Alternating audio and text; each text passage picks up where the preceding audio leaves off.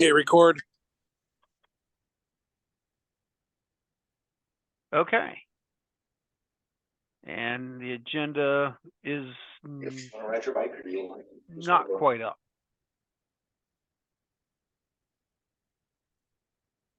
All right. Well, good afternoon. I'm Jonathan Flora, and I'm calling the January 24th, 2024 meeting of the Yolo County Fire Safe Council to order.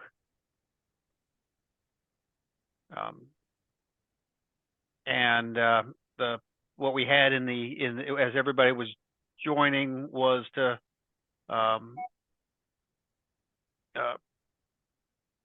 please either change your affiliation, note your affiliation in your name, or add it to the chat.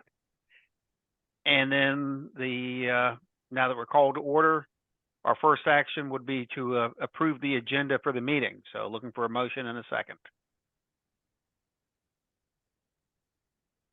Bill Yolo Weiss to County, move, yes. move the position.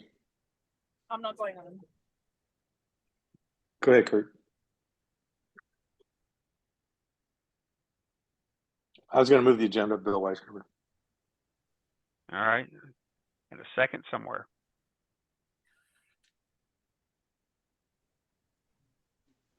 If you're looking for a second, Kate from IHSS will second. Thank you. All right. So as before, all in favor? Aye. I'll wait a moment and call for nays. So first, all in favor? Aye. Aye. Any opposed? Nay? All right. Sounds like our meeting, our meeting agenda has been approved for for today. Our second action is to approve the minutes from November 29th, 2023. Has everybody reviewed, and are there any amendments, or do we have a motion to approve? I move Jesse Bay Valley. I'll second that. It's Don from Red Cross. Okay. We got a motion and a second, and I'm hearing no need to for any amendments. So all in favor? Aye. Aye. Aye. Aye. Any opposed? Nay. Okay. Action 3 approved. Approved minutes from November 29th. We're going to be, I accidentally showed my face. We're ready for member announcements. And I'll turn that sort of Tanya, if you, or will anyone? I have a quick announcement. I don't know if y'all saw, but there's a exhibit at the UC Davis Minetti Shrine Museum called Pyro Futures, I believe. I'll drop a link in the chat, but it's basically about fire in California and fire stewardship, and how it can change the California landscape. And I think it opens this weekend on the 28th, and it goes until sometime in June. So something to stop by and see. One of the curators is a Yolo PBA volunteer, Emily Schlickman. So if you're interested in that, it's at the UC Davis Minetti Shrine. And again, I'll drop a link in the chat for that exhibit.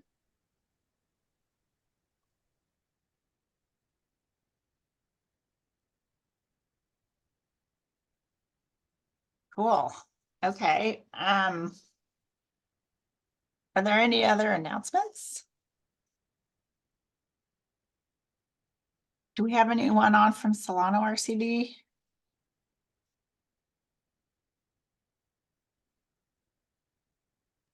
Okay. I saw Karen a moment ago, Karen Young. Okay.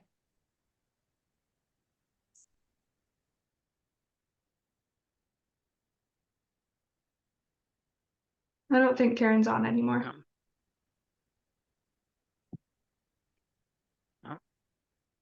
Any other announcements, or do we move on to that brief review? Just a heads up, Karen just joined the meeting right now. This is Jorge, Catholic Charities, Yolo Solano. Thank you. Hi, folks. Do you have any announcements, Karen? The updates from, or is this like standing updates or? No, it's just a member announcements. The Solano County PBA exploration meetings are coming up. We are starting them on this coming Monday, January 29th. I will drop the link for the PBA meetings in the chat box for anybody who is interested in attending and discussing the possibility of prescribed burn association in Solano County. Thank you. Yeah. Thank you. That's it from Solano. Okay. All right. I believe we're on to that brief review of existing programs. That can be Ally or Tanya. That's Ally. Yeah, all right. Well, let me get my screen all ready here.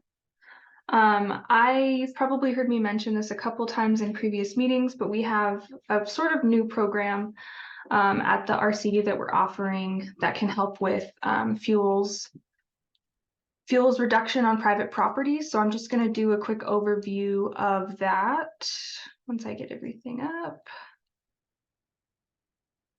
Okay, let me share my screen.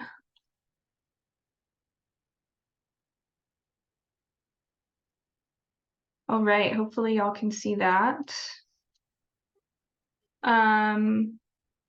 Okay, so yeah, this new program is called the Building Forest and Grasslands Resilience, and it is a program through NRCS called the Regional Conservation Partnership Program.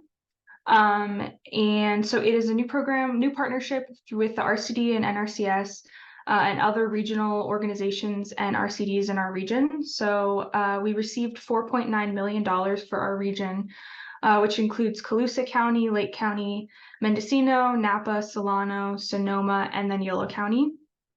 And yeah, it's a regional program through the USDA. And it kind of relies on sort of a partnership-driven conservation model, and it emphasizes public and private partnerships in implementing these conservation practices. And this one specifically is surrounded or is about forest and grassland resilience and helping restore private property to historic fuel quantity and structure, and just creating better habitat and better wildfire outcomes. So yeah, the real goal of this program is for better stewardship of private property for wildfire preparedness and fuels management. And so the RCDs received funding for through NRCS to provide technical assistance and cost share funding to implement projects that will help build wildfire resilience in oak woodlands and grasslands. One thing to keep in mind is this is a cost share program. So through NRCS, cost share covers some or most of the cost to implement these conservation practices. Sometimes it covers all of it, but sometimes it doesn't. It just kind of depends on what practices are chosen. And these cost share rates are predetermined for each year of funding. So it's kind of a set rate that's determined beforehand, and it can't be negotiated, or it doesn't change. It's preset. So something to keep in mind if as we go through this presentation, you're interested. And so, yeah, the way that it works is NRCS, or the RCD and NRCS do an evaluation of your property and kind of decide what conservation practices align with your goals and what would create the most wildfire resilient outcome for your property. And then those conservation practices would be implemented, and some of the cost or all of the cost could be covered by this program.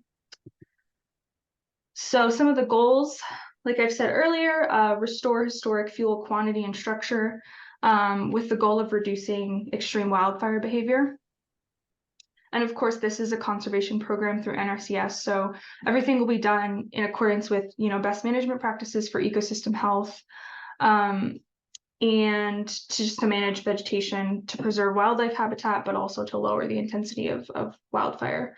And then the last goal is maintain forest carbon storage, which in our region, we think more oak, woodland, and grassland than forests. But as I'm sure everyone knows, valley oaks can live for hundreds of years, and they store a lot of carbon. And same with grasslands. And when they burn in wildfires, some of that carbon or all of it is lost into the atmosphere. So to do that, a lot of this is centered around, these conservation practices are centered around creating linear and vertical spacing between vegetation types, just to reduce overall fuel loads. So some eligible conservation practices that are covered under cost share funding. I've just listed a couple of them that might be applicable to our region, but that's not at all an exhaustive list. And just keep in mind, you as the landowner, if you were interested in this program, you don't have to figure out these conservation practices on your own or what would be best implemented on your property. That's something that RCD and NRCS would work to develop for the landowner. But some of them are brush management. This might be applicable if you have a lot of overgrowth from shrubs and woody plants on your property, herbaceous weed control, removal of herbaceous invasive weeds. So if you have an infestation of star thistle or tree of heaven or pokeberry or other invasives that are posing a wildfire threat, that could be implemented. Tree and shrub pruning, again, that would be sort of creating the vertical and horizontal spacing, and kind of not necessarily just, it's along the lines of defensible space principles we've talked about, but on a wider scale. And then prescribed grazing or grazing management, that is grazing assistance or planning to maintain a stable and desired plant community. And then another one is fuel breaks or fire breaks, which is a strip or block of land that's been cleared to diminish fire spread. One thing that we've heard from NRCS is that because we're in a regional RCPP with other counties, we're kind of competing with other counties on applications that we're submitting. And so if you're thinking or looking at this and thinking like, oh, I would really want a fuel break around my property, submitting an application with just a fuel break wouldn't be as competitive as other counties that are submitting, you know, a prescribed grazing plan, brush management, and a fuel break on their property. So something to think about if you have just one goal in mind that you're thinking, oh, I can utilize this program. NRCS is going to look at it, RCD and NRCS are going to look at it and see what would be the biggest impact and the best, you know, conservation outcome for your property. And that might be more than just, you know, installing a fuel break on your property. But there's a full list of practices on the Fire Safe Council website. And you can see some of the other options that are available there.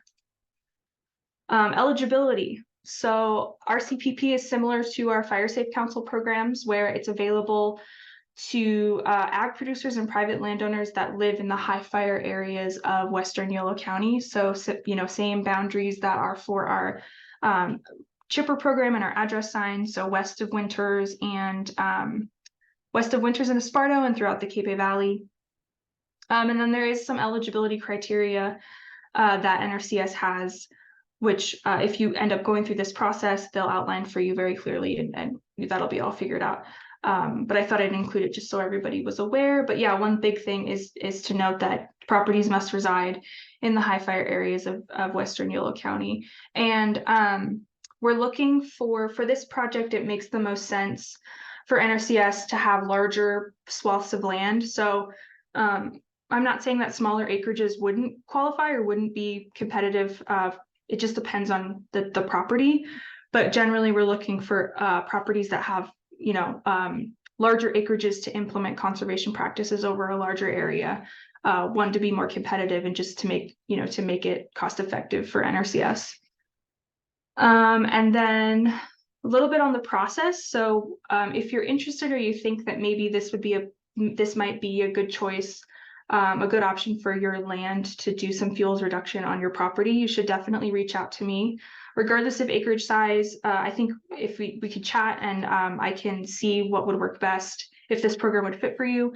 And so yeah, the first step is reaching out, and then we'll set up a virtual meeting or a phone call, and maybe even a potential site visit where RCD staff or NRCS might also join to determine resource concerns and maybe possible conservation practices that could be implemented. And then once it's determined to be an eligible project, NRCS will begin the application process. and instruct on eligibility criteria and all of that back end stuff that has to happen.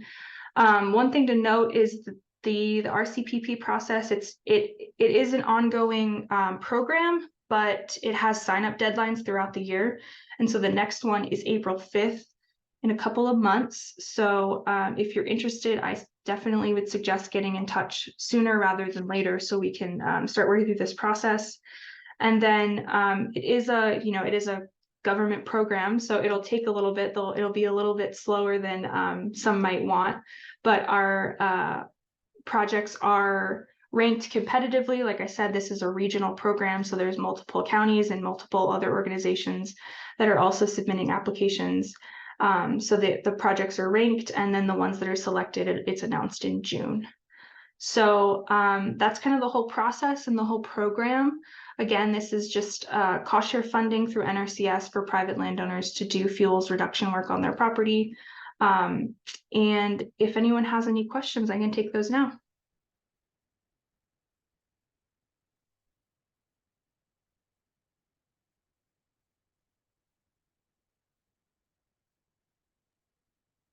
Allie, this is Carol Sienna. Yeah, but Just wanted to confirm that it doesn't apply to city agencies or anything like that. It has to be a private landowner. Is that correct? yeah, I believe this is only for private landowners. I can check, but I'm pretty sure it's just for private landowners. Just thinking of the nature park. Thank you. Oh, nice. Yeah. Okay, thanks. Kate, do you have a question?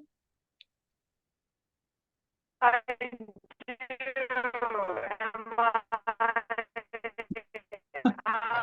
Oh no, Kate, you're really staticky. We can't hear you at all. Okay, Maybe my if you put it microphone's in. unmuted. All right.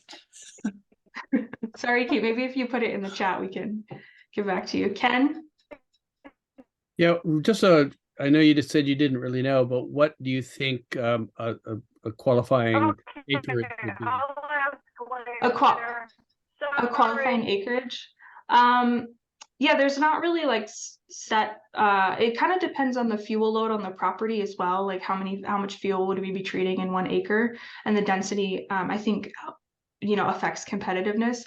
But I think definitely the more acreage is the better. So I think NRCS would look for something more than like 5 acres or 10 acres, something larger than that, to really make it competitive. But it really just depends. It's hard to say because it does depend on the other applications that are being submitted in our region. So if other applications are smaller acreages, then you are competitive. So that's why it's kind of hard to say, but definitely more than just like someone's backyard, right? Like it's a larger acreage, larger area. And if we had a few neighbors get together and apply to up the acreage, that would probably help the odds, right? That's a good question. I don't know how I imagine it would. I can follow up with our NRCS contacts and see if that makes a difference. We could talk offline after I talk to some neighbors. Great, thanks. Yeah, I'll follow up. Thanks, Ken. I was going to ask the same question about the neighbors partnering on a larger plot. So yeah, I think if it's I would imagine if it's a continuous area, then it would it would help with competitiveness, and I don't think it would preclude the application. But I'll definitely check up and follow up with that. Thank you. And I wanted to point out, Kate, in the chat asked if there's set asides per county, or is it's competitive projects regardless of county, and Karen said they're not per county, it's for the region. Yeah, it's within this region there's a funding pot that everything gets drawn from, so there aren't specific amounts per county. But I'm interested in knowing, is there many people applying to this program because it's kind of new? We've had, so like I mentioned, there are the other counties in our region. They've been kind of quicker to get folks interested. They've been using other NRCS program applications that went unfunded and then funneling them into the RCPP process. So I think areas like that are more closely to our region, like in Solano, I think they've had a slow startup for this as well, but it definitely is a more competitive process. But yeah, I don't know how many applications have been submitted for our region thus far. I don't know how much funding there is left. I know there's a big pot of money though. Don? Thanks. This is great. It looks to me like this backs up on the calendar a little bit. I wonder how quickly the money has to be spent if people can propose projects for later in the year, maybe that kind of thing. I'm just thinking we might be getting pretty dry by then. That's a good question. I know there's a deadline to when the money has to be spent after your application is selected, but I don't know if that's a calendar year or I'd have to check in on that. I know there is a deadline, but I'm not sure exactly how long that time frame is.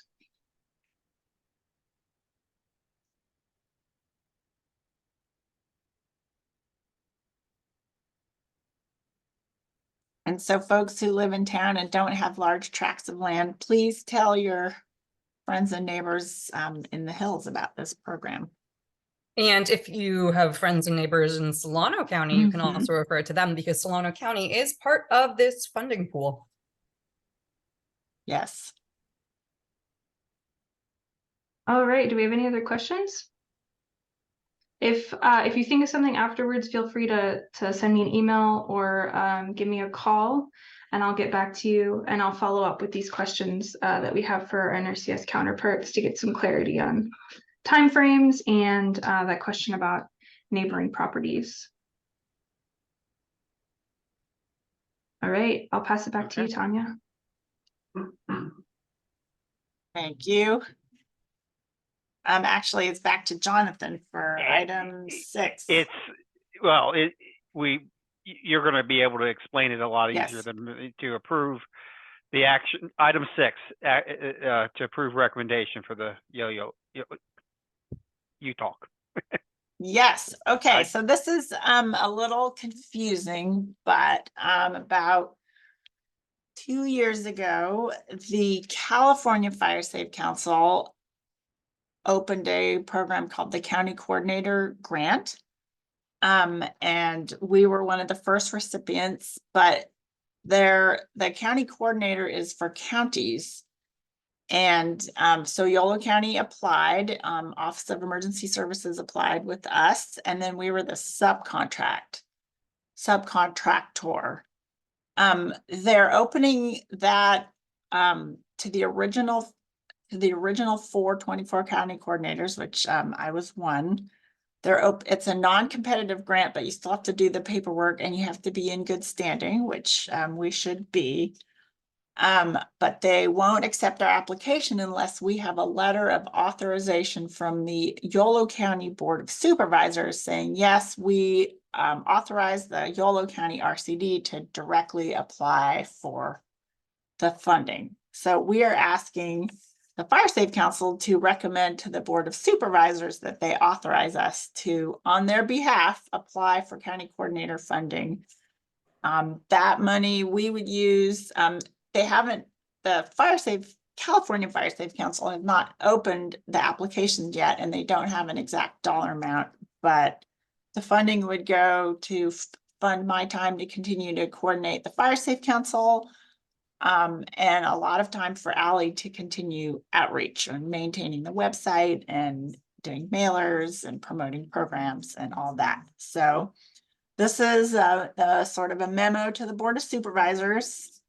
Pretty simple. It just explains a little bit about the program and says that the Fire Safe Council, recommends that the Board of Supervisors authorize us.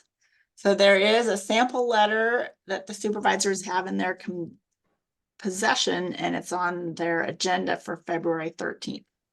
So we wanted to send this along to put in their packet so that they know that the RCD has the full support of the Fire Safe Council to apply for this funding. You want a motion? I'm going to turn that over to Jonathan. Yes, so if there's no other questions or discussion, I'll call the question and for a motion. I move that we, as a fire safety council, send this letter as it appears to the county board of supervisors. Kate Laddish seconds with enthusiasm. Okay, we have a motion and a second. Nobody's raising their hands or urgently questioning this, so I'm going to call the question. All in favor? Aye. Aye. Aye. Aye. Any opposed? Nay. And Jonathan, if I can just jump in for one quick second to say that part of my enthusiasm comes from the really great job that that Tanya and Allie and Kate and everybody with the RCD are doing so far with the Fire Safe Council. I mean, it's just been tremendous. And so it's a vote of confidence as well as a vote in favor of this motion. Thank you. Okay. Well, hearing no nays and a loud chorus of yeas, motion passes. So I will sign that at my earliest opportunity. Thank you. And now we're on to number 7. Tanya, you can take over on the reports.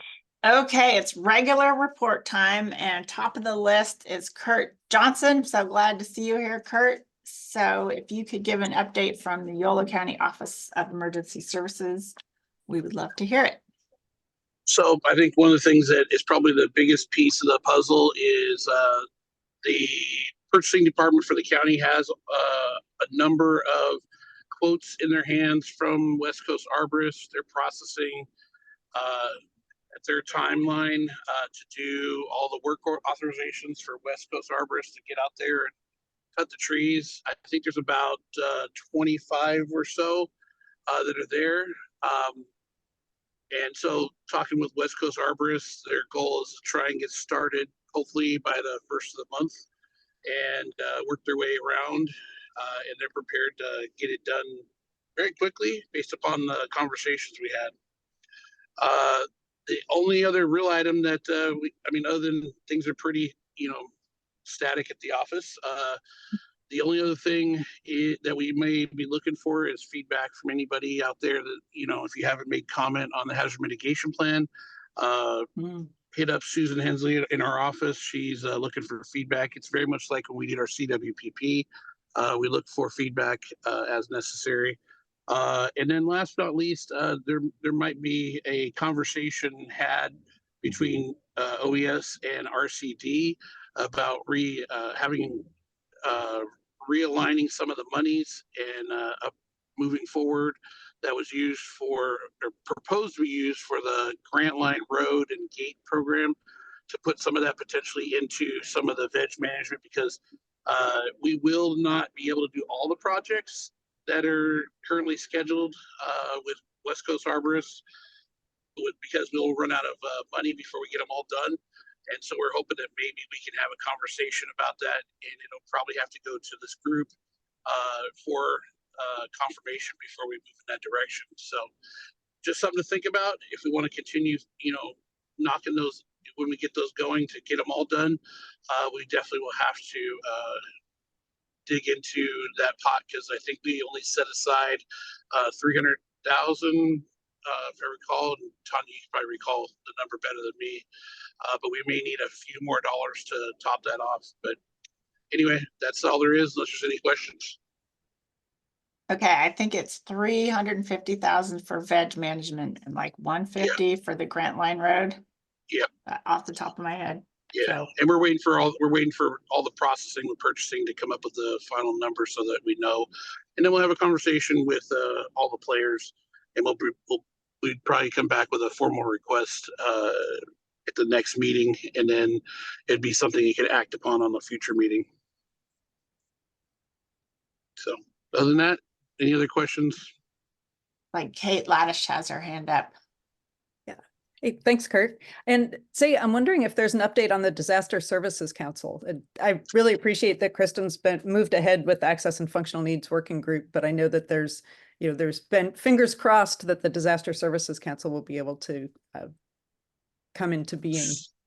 So the Disaster Service Council kind of got put on the back burner until we had worked through the joint emergency management agreement between the cities and the tribe. And that is actually moving forward. And so as soon as that's done, then we will do it, because the theory behind the Disaster Service Council, and for those of you that don't know, the Disaster Service Council in essence would be a guidance board, committee, whatever you want to call it, that would provide guidance to the Office of Emergency Services on behalf of the board and a number of other partners, including the cities and departments within the county. We didn't want to move that forward until we had an understanding of what the emergency management model was going to look like here in the county. Historically, Office of Emergency Services at the county level was serving not just the county, but the tribe, as well as the cities within the county, and a couple of special, and obviously all the special districts, but the housing agency specifically.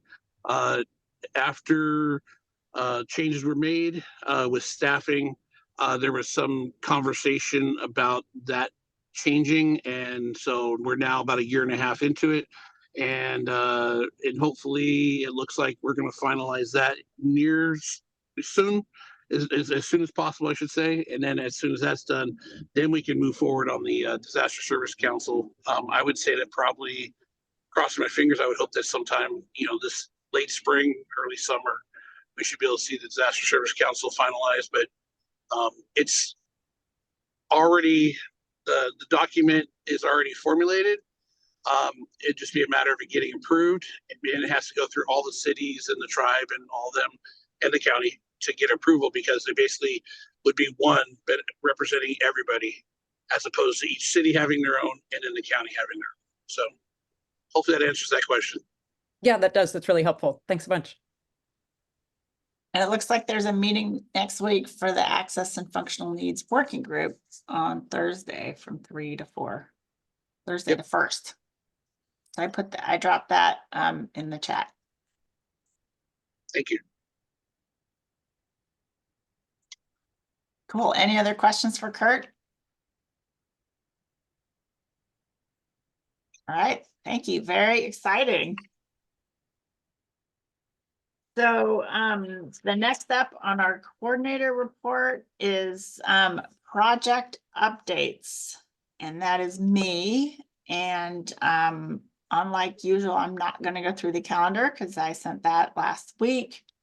Instead, I'm going to tell you for the past, I feel like 6 months, we've been saying we're going to sign, our contract is in process. Well, we have a contract signed for a grant, a planning grant with CAL FIRE. And it was signed the 3rd of January. And so I'm just going to give you, because there's so many things to keep straight. So we have our early action funding, which I'll talk about later, but I just wanted to just go through this planning grant that's starting very quickly so everybody knows what's happening. So it's for $449,000, basically $450,000. It ends March 15th, 2029, but we hope to be done in about 18 months. And we've got, so a little bit of history on this. We had originally, it was about 1 year ago, applied for the maximum amount of funding, which was $5 million, but that was way too big of an ask. So it got scaled back dramatically. And we were requested by CAL FIRE to basically make it a planning grant before we started jumping into a ton of implementation. So I'm just going to explain what we're doing with that. So our task 1 is wildfire prevention planning. Maybe this is a bit of a busy slide now that I'm looking at it, but we're creating a fire resilience program for Yolo and northern Solano counties. Solano County RCD is a partner on this project. Of course, we'll be working with Severa, the county, CAL FIRE, Caltrans, Yochadihi, and any other CWPP project proponents. A big portion of this is going to be completing CEQA for projects so that when we get more funding, we'll be able to jump right in and go. CEQA will be done. We'll be mapping and managing a database for project planning and tracking our fuels work. Working with landowners on fuel reduction. We do have some funding to contract with a certified range manager to train and provide technical review of grazing plans for areas to reduce fuels. To contract a burn boss to help with burning any burn plans. And a CEQA specialist if needed to complete environmental compliance for hazardous fuel reduction. And then another contract is Solano RCD to expand their fire resilience program in Solano County. So they'll be doing parallel working with us, and we'll be working together and sharing resources like the rangeland manager and the burn boss. And so that's task 1. Task 2, we do have some fuels reduction. Won't be done by us, but we have our awesome partners.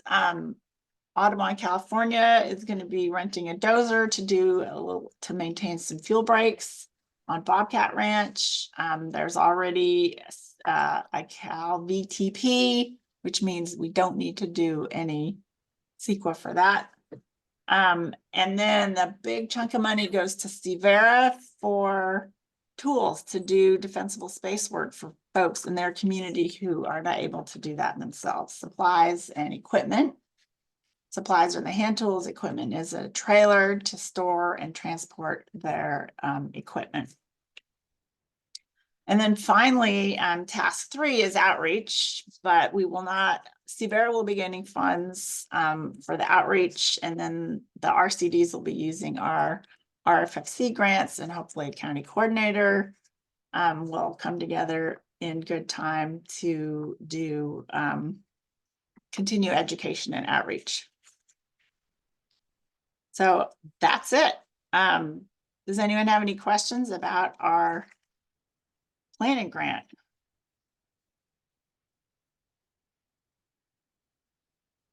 Yeah, Jim.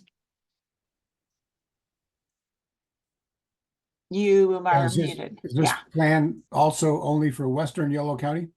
it's for the high fire severity zones, yes, in Western Yolo County. Okay, thanks. So that's that. We're getting going. Pretty exciting. We had a kickoff meeting earlier this week with Solano RCD, and we're pretty excited to get going. Any other questions? Okay, so moving on to a different pot of funding, which is our early action funds. And this list was sent to you in your packet last week. The only thing, I just put it up here to see if anyone has any questions. I do have an update, which is I talked with some fire chiefs about the Knox boxes. I think we had added this to the list last time we met last year. But we don't have a budget, so I'm waiting to get some numbers for the Knox boxes and the Knox locks. Sounds like a Dr. Seuss book. And how many gates actually need Knox locks. So it was originally for West Winters, but we also want to include the Esparto Fire Protection District and the Cape Valley. So there'll be a big chunk of money to buy these specially programmed locks that's only those fire protection districts will be able to use. And it looks like we're looking anywhere from $10,000 to $15,000 worth of very expensive locks. So that is the hot off the presses update. That's pretty easy. It's a low hanging fruit. It's something that the fire chiefs really want. So they either can get to where they need to go without wrangling a gate or cutting a fence and having to repair it later. So it's a money saver in the long run. So early action funding, I think last time we met, we did not have an updated memorandum of understanding with the county in place, but now we do. So we can start charging to that pot of money as well. Anyone have any questions about that?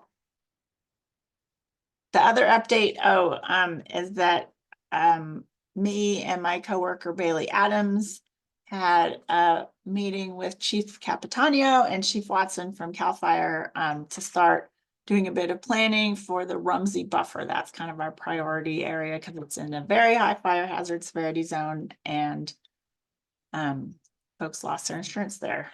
So some movement is starting. There's lots to do and lots of coordinating. The other update is that probably tomorrow or the next day, we will be releasing a request for qualifications for vegetation control work. So contractors who can do brushing and big chipping and shaded fuel breaks, because we don't have the staff that can do all that heavy work in quick time.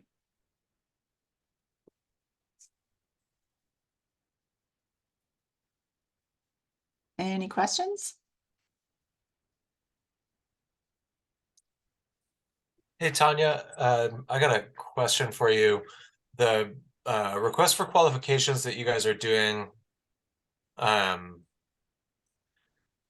this mean that in the future, when we're talking about like these larger vegetation management projects that are going to potentially involve arborists, we will not need to repeat like the OES deal that we did for the first round of early action funding? Right. So we're the way we're looking at it now, we're gonna it's a request for qualifications. So we'll just get we'll be collecting information from contractors and looking it over. There won't be any closing date, so it's open. So like if we need a project done a year from now and someone, you know, sends their information, we're like, wow, this looks like a great outfit. Then we can work with them.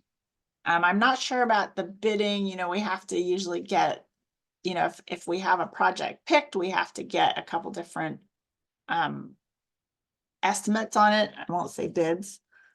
And then we're also possibly going to be working with the Delta Conservation Crew, which is much more affordable, but you know, they're doing a ton of other things as well. So if we can add them to our list, because they're another agency, we don't have to bid out with them or do estimates. Did that answer your question? Yeah, thank you.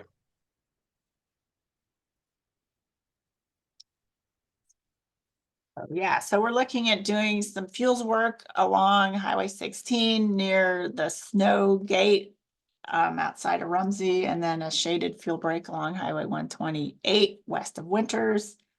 CAL FIRE does their big burn on the north side of the road and the grasslands, and we'll be limbing up and trimming vegetation on the south side of that road for ingress, egress, and just a wider corridor for moving around.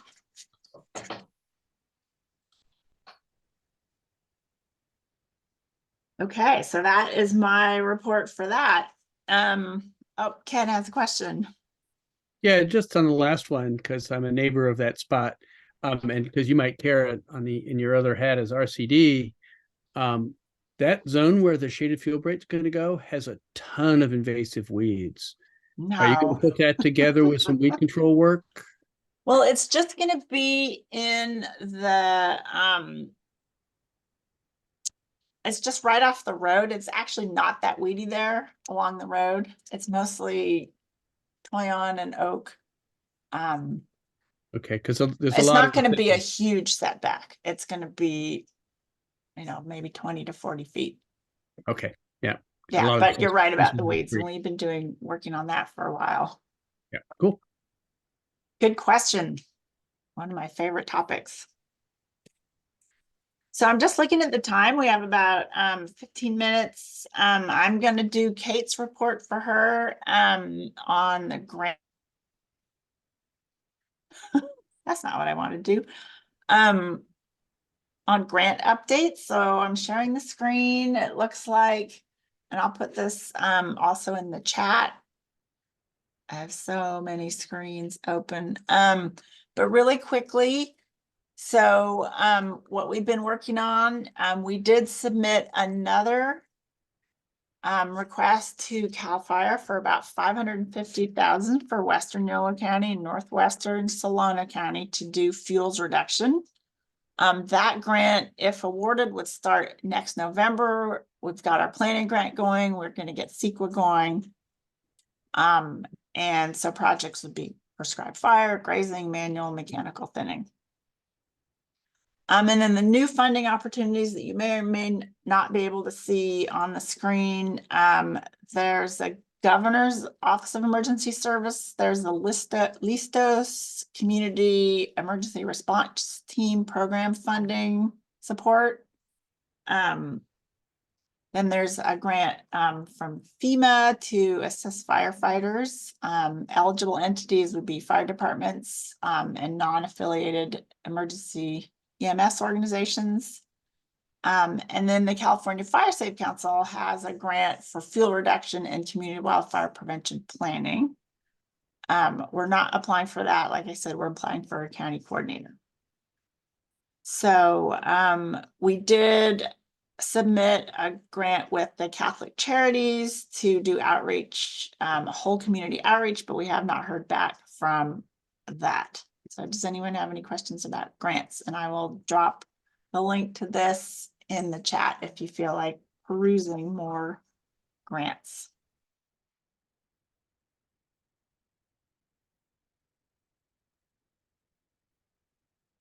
I have a question. Okay. Jorge.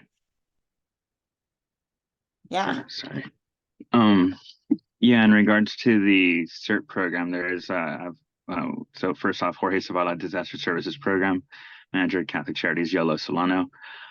We are contracted with Listos to do engagements, outreach, disaster preparation. Just had a great meeting today with 24 people, and we're in the process of starting up a VOAD out here in Yolo County. So that's really exciting stuff. Had great representation. And Kurt, your colleague Chris joined us for that meeting as well. And Kristen Whitevoda has reached out to have a meeting next week. So yes, good news on that front.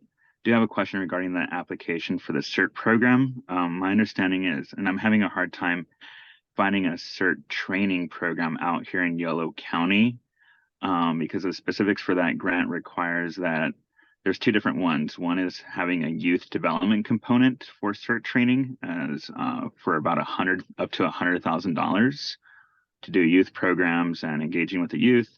But also the other one is for $25,000 for teaching CERT for languages other than English. And so looking at the county's website, it was like, okay, Woodland has a CERT program, Davis has one, West Sacramento has one, but I'm having a hard time tracking anyone down. I visited personally the Davis Fire Department, and they said the police department doesn't now. Police department don't really have a contact there, so wondering if there's anyone on this call that could shed some light to see if it's even possible to apply for something like that. Whether it be Fire Safe Council or RCD taking the lead, that's totally fine. But I can assist with getting some parish volunteers that are Spanish speakers, bilingual, to be trained in that. It's just a matter of putting together the pieces so that we can have some bilingual folks trained up in CERT here locally. Right. If I remember right, I think West Sacramento has had a CERT. I don't know if they, I don't know where they did the training, but there haven't been a lot of active certs if I remember right. Kate, if I can jump in there, Yes, West please. Sac does have an active cert. Great. They have their own in-house certified cert trainers. And in the past, they have offered to involve other organizations within the county to participate in their CERT training. Because of COVID, they didn't have much in the way of CERT training at all. They're barely getting started back up again. So that's something that we can always reach out to them about, but they do have certified CERT trainers on their crew at that particular fire department. It's run by, their CERT is run by their fire department. Yeah. Yeah, that's what I saw, and they're next on my list to contact. So I just wanted to make sure I'm on. I think that might be the only one that's could be considered active here in the county. Is that correct? As far as I know, yes, Yeah, you're right, I think Jorge. I think that's correct.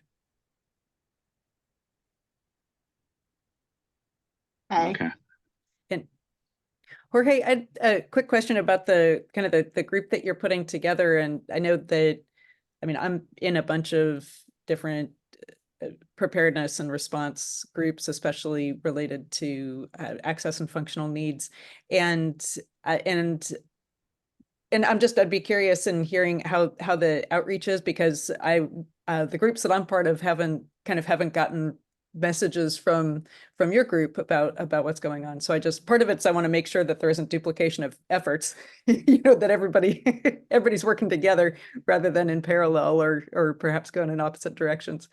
And also just curious about what sort of outreach you're doing. Okay, I'll just give it a minute here. So, I'm sorry you froze a little bit because I'm unfortunately on my cell phone here in between meetings, and so my understanding of the question was, what are the efforts in outreach and engagement that we're doing to prepare the community? Right. Well, Okay. in terms of not just that, actually, the outreach in terms of building your group, because there are a lot of groups working in the space, but and I'm part of a number of them, but there doesn't seem to be overlap yet between with what you're working on. So I just want to make sure that everybody's working together, and curious what your outreach is with the existing groups. Okay, great. So I'm totally down to have conversations offline and go deeper and meet with you as well. Cool. Or anyone else on the call, for collaboration and making sure we're not like duplicating efforts here. Just had a meeting with like the Health Education Council because they're going to resource fairs. They're doing stuff out in West Sacramento. They're mostly Sacramento based, but they too have a LISTOS grant to do outreach and education for disaster preparedness. And so that RFP just came out as well. And so one of the things that we're doing is connecting with like the Community Schools Initiative with West Sacramento, with Winters, working with the school districts of Esparto, with Woodland. I'm going to be embarking on some after-school programming for youth as well. We are working with all the different food distribution sites with the Yolo County Food Bank to make sure that people that are picking up food have information on how to sign up for alerts, evacuation zones, things of that nature. We also have a parish engagement strategy, working with all the different parishes in the diocese. Tomorrow I have a meeting with the St. Anthony's Church to talk about working with their parishioners and also looking to recruit volunteers, right, to get trained up in things like CERT, or the Red Cross is also offering a training in March on how to support shelters, right? And we want to get some folks plugged into that, especially now that we have a local program manager for just Yolo County, and it's also she's also recruiting for Latino volunteers. And so looking at how do we engage our vulnerable populations, and I would love to also talk with you about working with the access and functional needs group and limited mobility folks and the older community right out here. And so we do have an emergency preparedness educator, which is prepared to do workshops, presentations, and going to different fairs and so on and so forth. We'll be going to the Almond Festival. Just got an invitation for that as well, for the community day, and making sure that we have a table out there and educating folks. And then we're also have history and experience working with the migrant centers, Madison, Davis, and Dixon. And we are planning a welcome back event for the spring for when they come back into full swing. So yeah, we're just out in the community quite a bit. And so, and a partnership with the libraries that we're establishing also to go to the different quadrants of Yolo County from Clarksburg to Gwenda, right? Awesome. Great. Thanks. Yeah, maybe we can touch base more offline. It sounds like that's a terrific set of projects. Yeah, so we're going down the home stretch. So hang with us here. We've got a few more of our regular reports. So next is Allie with a PBA and outreach update. Hi again, everyone. My updates are kind of the same from our last meeting, so I'll be quick about it. For the PBA, our PBA coordinator Bailey is working on developing a list of landowners for burning, for landowners that are interested in burning. And so if you're one of those people that has a couple acres that you'd like to burn, reach out to Bailey. I'll drop her email in the chat again. And then that's kind of the update for the PBA. It's a little slow right now with the rainy season. So we won't be burning until the springtime when fuels are dry. As for outreach and programs update, our programs, much of the same, they're moving along. Address sign and chipper program. The address sign program, we had kind of a small influx of interested folks with the new year. So we'll be working on those signs and chipper program. We haven't had a chipper day since November just because we've been slow with the holidays and we don't have a lot of signups. We still need a couple more people, a couple more properties for a full day of chipping, but hopefully we'll be able to host one in February. If you're making your pile right now with all the rain, and I'm sure some tree branches have fallen and all of that, just make sure you're placing your piles in an accessible area where it's not super muddy and a truck pulling a very large chipper would get stuck. Something to keep in mind. Otherwise, we can visit you in the springtime when things dry out. And then just general outreach updates. Nothing too crazy. I'm going to be sending out a Fire Safe Council newsletter soon, which will have that request for proposals that Tanya was mentioning. And so you can share that out with anyone that you might know that might want to be on that list of contractors. And that's all from me. I can take any Awesome. questions if you have any. Excellent. Thank you. Okay. Karen from Solano RCD, do you have any updates to add? Don't believe there's anything else to add from Solano RCD, other than we are working on getting our spring plant sale date set. It will likely be late March in Winters at the Berryessa Brewing Company. So that is pending, and I will get information out to folks at that point, but we will hopefully see some of you out there because it will have a fire education focus. We'll be presenting on fire resilient landscaping and hopefully having our partners from Yolo RCD and local fire safe councils out there. We'll be there. Thank you. Woo. Community Fire Safe Council reports in alphabetical order. Cape Valley. This is Moira, and our focus this coming year is a lot related to establishing Firewise communities in both Rumsey and Gwenda. So our first Firewise meeting for the town of Rumsey is in early March, and it'll be mostly education and outreach for that meeting. Shortly after that, a couple of weeks after that, we'll be meeting with the town of Gwenda. So we're going to attempt to do both little towns at the same time. I think that actually is going to work out really well because of proximity to one another. So that's coming up early March, getting that started. We are really excited about going shopping for all of the vegetative management equipment that we need. So we're fine tuning that list one more time. We've got a beautiful list, but it was made months and months ago. So we want to go through it again, make sure that we're prioritizing our projects. We actually have on the calendar, thankfully, because our chief, Jesse Capitanio, jumped on that and got it onto our calendar, all our different sites that we're doing vegetative management for our elderly and disabled. Getting those projects on the calendar is really important. And I think that's about it, unless Chief Capitanio or Jonathan want to add anything in there for the Cape Valley Fire Safe Council.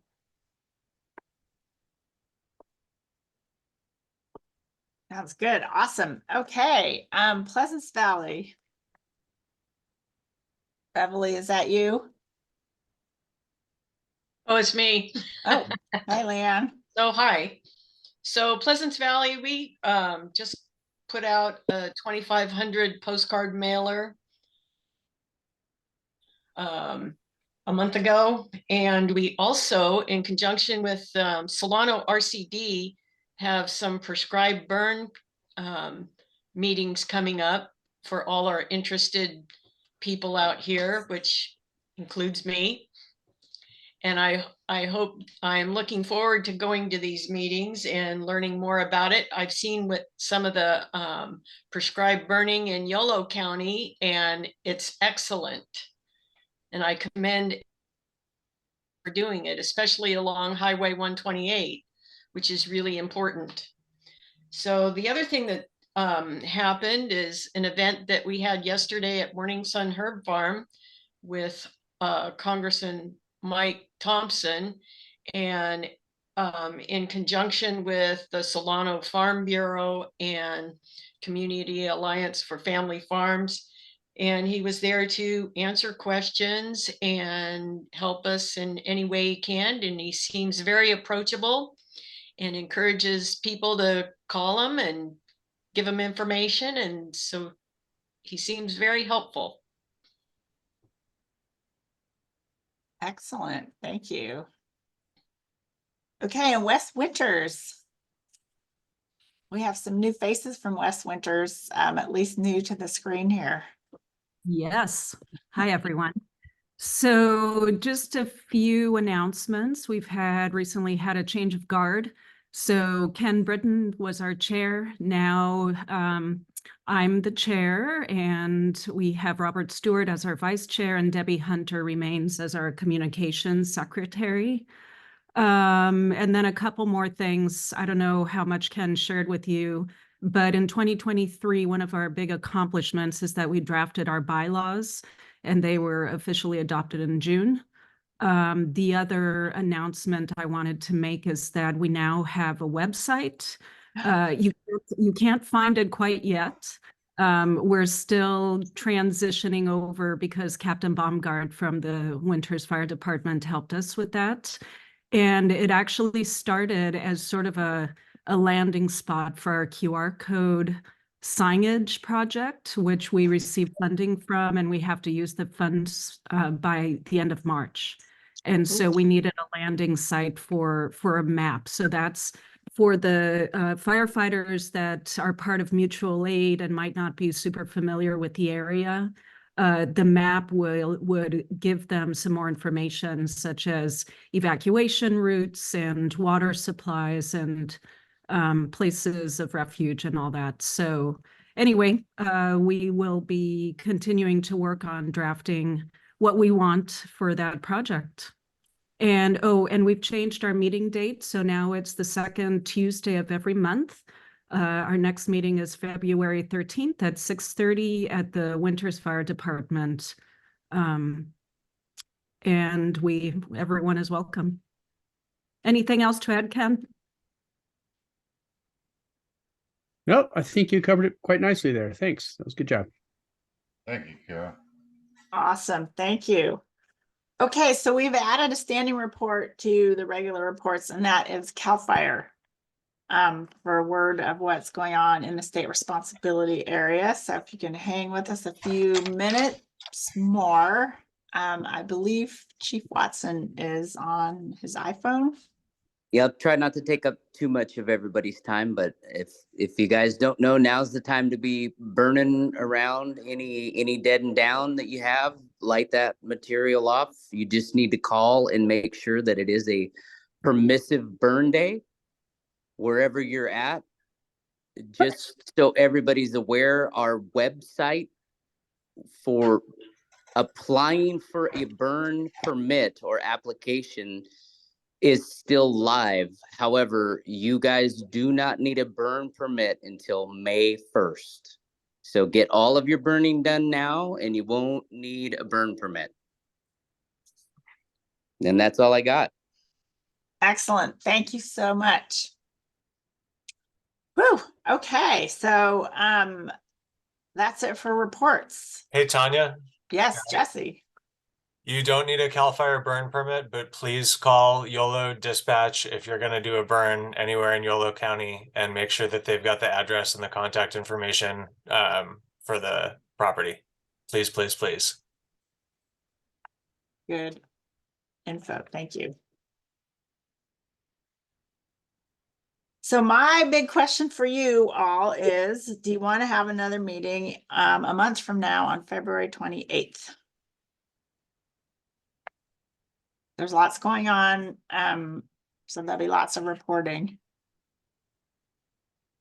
And we'll need a budget approval when we have it for the Knox boxes and maybe other things as they arise. This is Moira. I would like to see a meeting in February. I agree with Moira. Yeah. I Anybody think, not want a Tanya, meeting?